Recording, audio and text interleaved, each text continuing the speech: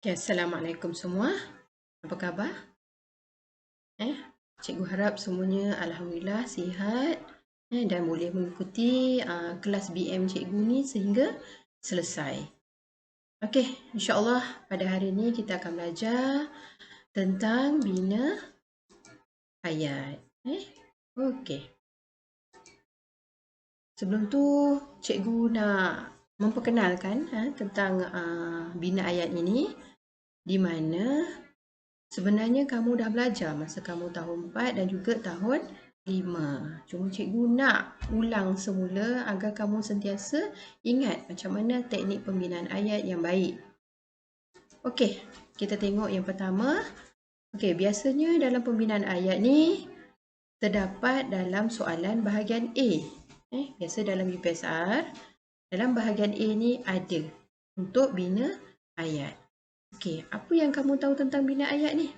Okay, dalam bahagian A ni biasanya ianya berbentuk grafik seperti gambar tunggal, gambar bersiri, graf, carta, jadual dan sebagainya.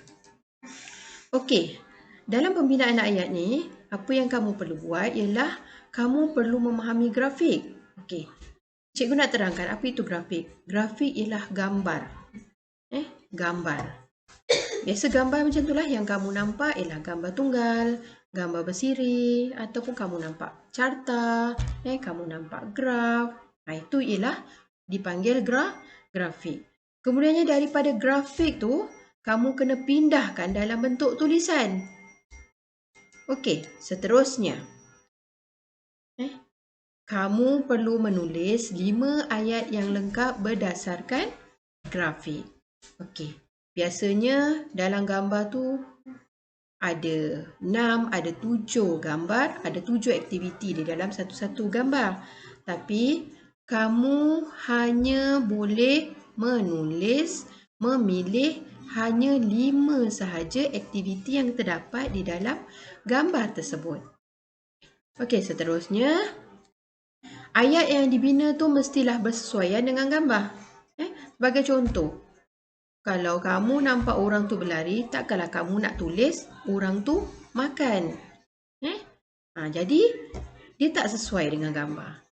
Jadi, sepatutnya bila kamu nampak dalam gambar tu orang sedang berlari, maka apa yang kamu kena tulis, apa yang perlu kamu tulis ialah gambar adalah orang sedang berlari.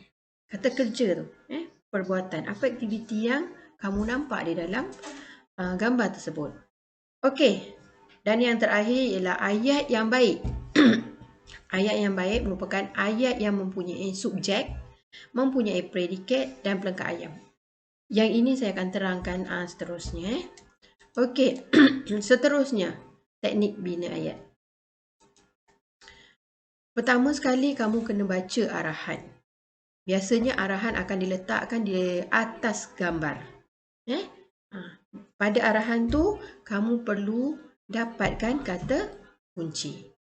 Okey, seterusnya bulatkan 5 aktiviti ataupun 5 kata kerja yang terdapat di dalam gambar tersebut. Yang ketiga, nyatakan kata kerja ataupun buatan ataupun aktiviti yang telah kamu bulatkan di dalam gambar tersebut. Yang keempat, barulah kamu membina ayat mengikut susunan seperti ini. Seperti yang pertama ialah frasa nama, yang kedua ialah kata kerja dan ketiga ialah keterangan. Okey, kita teruskan kepada contoh. Kita teruskan kepada contoh gambar. Okey, yang ini saya paparkan. Ini ialah dipanggil gambar tunggal, di mana di dalam satu gambar terdapat beberapa aktiviti. Okey. Pertama sekali, apa yang kamu perlu buat seperti yang saya dah terangkan tadi. Yang pertama ialah kamu nampak itu ialah bahagian A. Yang kedua, ini yang penting. Baca arahan dan gariskan kata kunci dia. Dia kata kat situ kata kunci ialah tentang gambar di bawah. Gambar yang di bawah tu kamu kena tengok apa aktiviti yang terdapat dalam gambar di bawah. Okey, sekarang tugasan kamu ialah bulatkan. Aktiviti yang terdapat dalam gambar. Okey, yang pertama ni saya bulatkan tentang apa? Apa tu?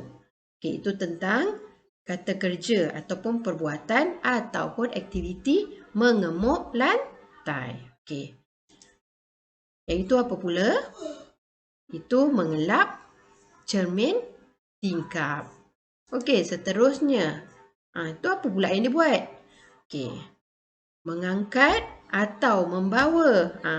Penggunaan kata kerja tu mesti sesuai dengan gambar. Mengangkat, membawa ataupun menyusun.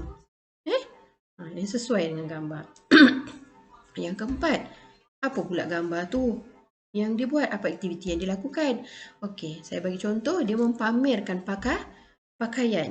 Mempamerkan pakaian. Okey, dan yang kelima ialah apa yang dalam gambar tu dia buat. Okey, mungkin dia mengangkat apa? Dia mengangkat beg. Dia mengangkat beg. Okey, jadi kelima-lima ni kamu dah tahu apa aktiviti yang akan kamu buat. Yang aktiviti yang akan kamu bina nanti selepas ini. Okey. Tengok. Seperti mana yang tadi saya dah sebut, apa dia kata kerja dia? Okey, sebelum tu kalau bagi orang yang baru nak memulakan atau pembinaan ayat, okey, susunan ayat kamu mesti mulakan dengan apa?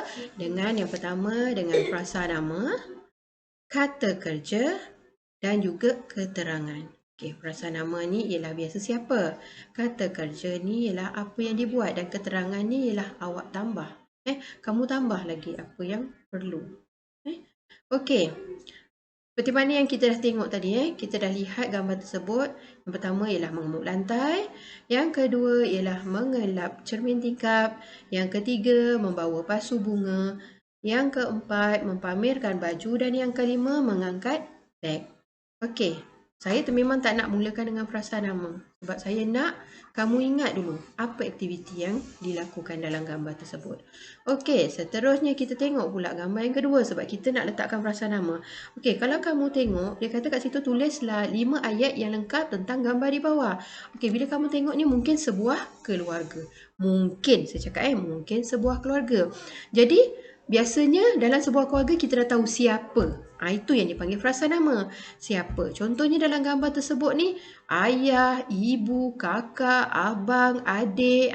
Biasa kita buat macam itulah. Itu kita boleh masukkan dalam frasa nama. Okey, seterusnya kita tengok.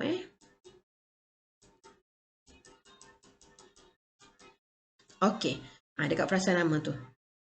Kamu tengok saya letak kat situ apa? Kakak. Nombor 2, abang.